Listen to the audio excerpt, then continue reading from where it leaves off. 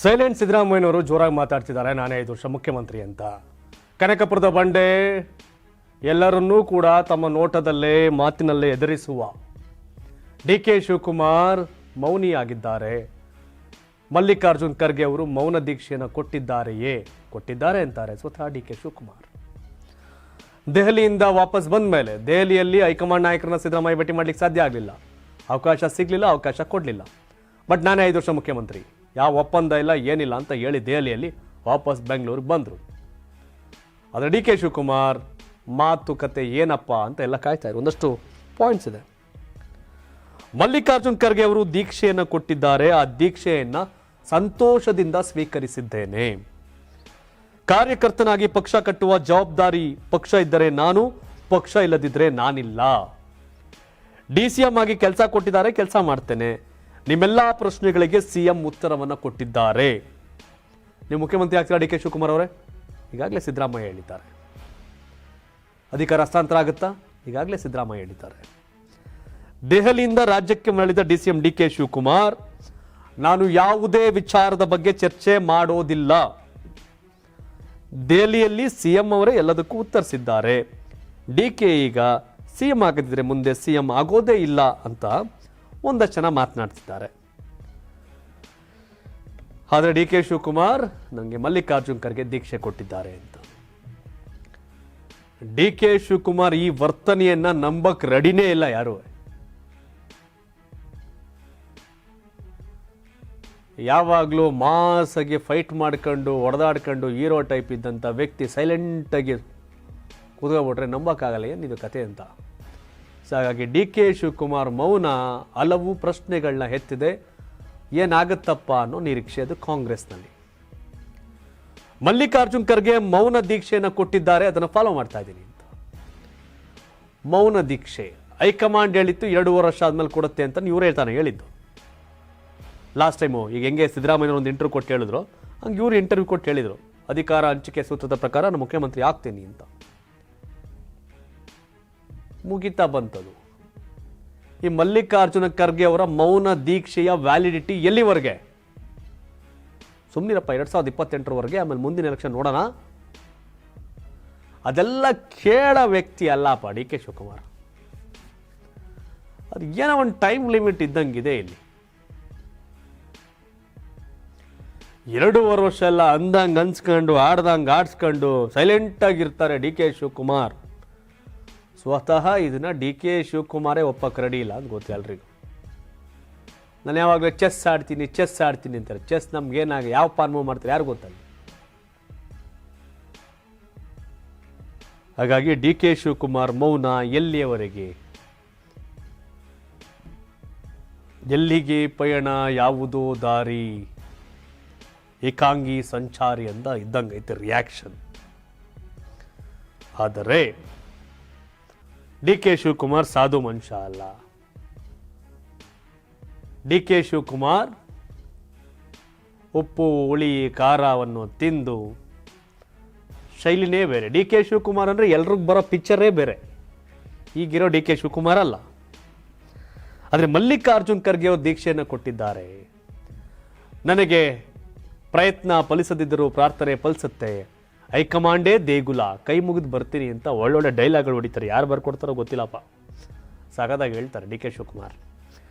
But ಈಗ ದೀಕ್ಷೆ ಕೊಟ್ಟಿದ್ದಾರೆ ಅಂತಿದ್ದಾರೆ. ಮಲ್ಲಿಕಾರ್ಜುನ ಖರ್ಗೆ ಅವ್ರನ್ನ ನಂಬಿದ್ದಾರೆ. ಅವರೇನು ಹೈಕಮಾಂಡ್ ಬಗ್ಗೆ ಮಾತಾಡ್ತಿಲ್ಲ ಡಿ.ಕೆ. ಶಿವಕುಮಾರ್. ಈಗ ಹೈಕಮಾಂಡ್ ಮುಂದೆ ಅಗ್ರಿಮೆಂಟ್ ಆಗಿತ್ತು, ಹೈಕಮಾಂಡ್ ಮುಂದೆ ಮಾತುಕತೆ ಆಗಿತ್ತು, ಹೈಕಮಾಂಡ್ ಮುಂದೆ ಹಂಚಿಕೆ ಸೂತ್ರ ಆಗಿತ್ತು ಅಂತ ಹೇಳೋರು. ಮಲ್ಲಿಕಾರ್ಜುನ್ ಖರ್ಗೆ ದೀಕ್ಷೆ ಬಗ್ಗೆ ಮಾತಾಡ್ತಿದ್ದಾರೆ. ಈಗ ಮಲ್ಲಿಕಾರ್ಜುನ್ ಖರ್ಗೆ ಹೇಳಿರ್ಬೇಕು, ನಾನೇ ಎಷ್ಟೊಂದು ಸಹಿಸ್ಕೊಂಡಿದ್ದೀನಪ್ಪ, ನೀನು ಡಿ.ಸಿ.ಎಂ ಇವೆಲ್ಲ ಆಗಿದೆಯೇ, ನಾನು ಸಿ.ಎಮ್ ನಾನು ಆಗಲೇ ಇಲ್ಲ ಸಿ.ಎಮ್ಮು. ನಿನಗೆಲ್ಲ ಅಧಿಕಾರ ಬಾಗ್ಲಿಗೆ ಬಂದು ನಿಂತೈತೆ, ಕೆಡ್ಸ್ಕೊಬೇಡ, ಸುಮ್ಮನೆ ವಾಯಿ ಮುಚ್ಕೊಂಡು ಸೈಲೆಂಟಾಗಿರು ಅಂತ ಹೇಳಿರ್ಬೇಕು. ಅದನ್ನೇ ಮೌನ ದೀಕ್ಷೆ ಅಂತ ಹೇಳ್ತಾರೆ. ಡಿ.ಕೆ. ಶಿವಕುಮಾರ್ ಶಕ್ತಿ ಮಲ್ಲಿಕಾರ್ಜುನ್ ಖರ್ಗೆ ಅವ್ರಿಗೆ ಗೊತ್ತು. ಡಿ.ಕೆ. ಶಿವಕುಮಾರ್ ಶಕ್ತಿ ಕಟ್ಟೋನ್ಗೆ ಕೆಡವೋದು ಗೊತ್ತು ಅಂತ ಗೊತ್ತಲ್ಲ ಸಹಜ. ಕಾಂಗ್ರೆಸ್ನ ಕಷ್ಟ ಕಾಲದಲ್ಲಿ ಕೈ ಹಿಡಿದು ರಾಷ್ಟ್ರ ಮಟ್ಟದಲ್ಲಿ ಮಾನ ಮರ್ಯಾದೆ ಕಾಪಾಡಿ ರಾಷ್ಟ್ರೀಯ ನಾಯಕರಿಗಾಗಿ, ಅಹಮದ್ ಪಟೇಲ್ಗಾಗಿ ಜೀವನದಲ್ಲಿ ಅನುಭವಿಸಬಾರದೆಲ್ಲವನ್ನು ಕೂಡ ಡಿ.ಕೆ. ಶಿವಕುಮಾರ್ ಅನುಭವಿಸಿದ್ದಾರೆ. ಏನು ರಾಜ್ಯದಲ್ಲಿ ದೇಶದಲ್ಲಿ ಡಿ ಕೆ ಶಿವಕುಮಾರ್ ಒಬ್ಬರೇ 1,000 ಕೋಟಿ ಮಾಡಿದಾರಾ ಅಂತ ಕೆಲವ್ರು ಕೇಳ್ತಾರೆ. ಅದಾದ ಸೆಕೆಂಡ್ರಿ, ಅವೆಲ್ಲ ಇಡಿ ಐ ಟಿ ನೋಡ್ಕೋತವೆ. ಬಟ್ ಡಿ ಕೆ ಶಿವಕುಮಾರ್ ಮಾತ್ರ ಇವತ್ತಿನ ಈ ಮೌನದ ಉತ್ತರ ಒಂದಷ್ಟು ಜನ ಯಾರೊಬ್ಬರು ಕೂಡ ಡಿ ಕೆ ಶಿವಕುಮಾರ್ ಹಿಂಗೆ ಸೈಲೆಂಟ್ ಆಗ್ಬಿಡ್ತಾರಪ್ಪ, ಸಹಿಸ್ಕೊಬಿಡ್ತಾರಪ್ಪ ಅಂದರೆ ಯಾರು ನಂಬಕ್ಕೆ ರೆಡಿ ಇಲ್ಲ. ಸೊ ಹಾಗಾಗಿ ಈ ಮೌನಕ್ಕೆ ಒಂದು ಅಂದಾಜಿನ ಪ್ರಕಾರ ಬಿಹಾರದ ಚುನಾವಣೆಯಾಗಲಿ ಅಥವಾ ಸಿದ್ದರಾಮಯ್ಯ ನಿರೀಕ್ಷೆ ಮಾಡಿದಂತೆ ದೇವರಾಜ್ ಅರಸು ಅವರ ಸಮಯ ಮುಗಿಲಿ ಅಂತ ಹೇಳ್ತಿರಬಹುದೇನೋ. ಆದರೆ ಒಂಥರ ಈ ಘಟನೆ ಹಾಲ್ಗೆ ಎಪ್ಪಾಕ್ತಂಗೆ ಆಗೋಗಿದೆ.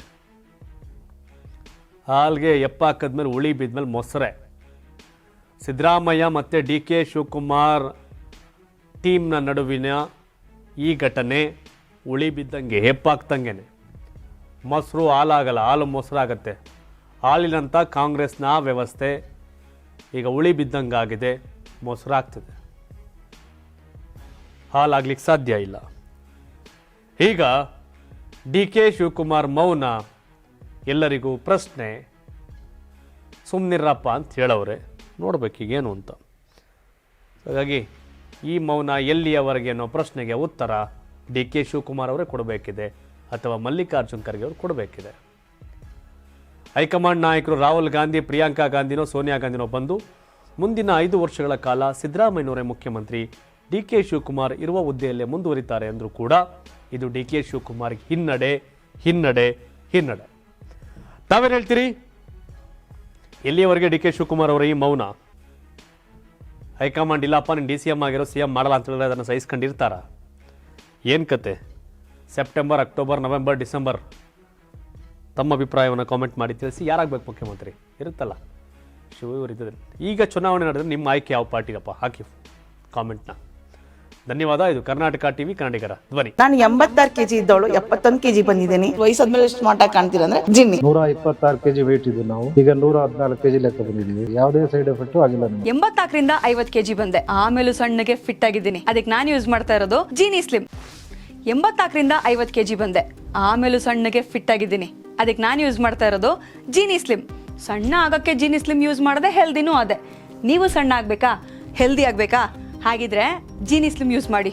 ಹೇ, ಸಣ್ಣ ಆಗೋದಕ್ಕೆ ಯಾವುದೋ ಪ್ರಾಡಕ್ಟ್ ಹೇಳ್ತಾ ಇದ್ದಾಳೆ, ಏನಾದರೂ ಸೈಡ್ ಎಫೆಕ್ಟ್ಸ್ ಇದೆ ಅಂತ ಯೋಚನೆ ಮಾಡ್ತಾ ಇದ್ದೀರಾ? ಖಂಡಿತ ಇಲ್ಲ. ಯಾಕಂದ್ರೆ ಇದು ಕೆಮಿಕಲ್ ಫ್ರೀ. ಸಣ್ಣ ಆಗಬೇಕು ಅಂದರೆ ಜೀನಿ ಸ್ಲಿಮ್ ಯೂಸ್ ಮಾಡಿ. ಹೆಚ್ಚಿನ ಮಾಹಿತಿಗೆ ಕೆಳಗೆ ಡಿಸ್ಪ್ಲೇ ಆಗ್ತಿರೋ ನಂಬರ್ಗೆ ಕಾಲ್ ಮಾಡಿ. 84ರಿಂದ 50 kg ಬಂದೆ, ಆಮೇಲೂ ಸಣ್ಣಗೆ ಫಿಟ್ ಆಗಿದ್ದೀನಿ. ಅದಕ್ಕೆ ನಾನು ಯೂಸ್ ಮಾಡ್ತಾ ಇರೋದು ಜೀನಿ ಸ್ಲಿಮ್. ಸಣ್ಣ ಆಗಕ್ಕೆ ಜೀನಿ ಸ್ಲಿಮ್ ಯೂಸ್ ಮಾಡದೆ ಹೆಲ್ದಿನೂ ಅದೇ. ನೀವು ಸಣ್ಣ ಆಗಬೇಕಾ, ಹೆಲ್ದಿ ಆಗಬೇಕಾ? ಹಾಗಿದ್ರೆ ಜೀನಿ ಸ್ಲಿಮ್ ಯೂಸ್ ಮಾಡಿ. ಹೇ, ಸಣ್ಣ ಆಗೋದಕ್ಕೆ ಯಾವುದೋ ಪ್ರಾಡಕ್ಟ್ ಹೇಳ್ತಾ ಇದ್ದಾಳೆ, ಏನಾದರೂ ಸೈಡ್ ಎಫೆಕ್ಟ್ಸ್ ಇದೆ ಅಂತ ಯೋಚನೆ ಮಾಡ್ತಾ ಇದ್ದೀರಾ? ಖಂಡಿತ ಇಲ್ಲ. ಯಾಕಂದರೆ ಇದು ಕೆಮಿಕಲ್ ಫ್ರೀ. ಸಣ್ಣ ಆಗಬೇಕು ಅಂದರೆ ಜೀನಿ ಸ್ಲಿಮ್ ಯೂಸ್ ಮಾಡಿ. ಹೆಚ್ಚಿನ ಮಾಹಿತಿಗೆ ಕೆಳಗೆ ಡಿಸ್ಪ್ಲೇ ಆಗ್ತಿರೋ ನಂಬರ್ಗೆ ಕಾಲ್ ಮಾಡಿ.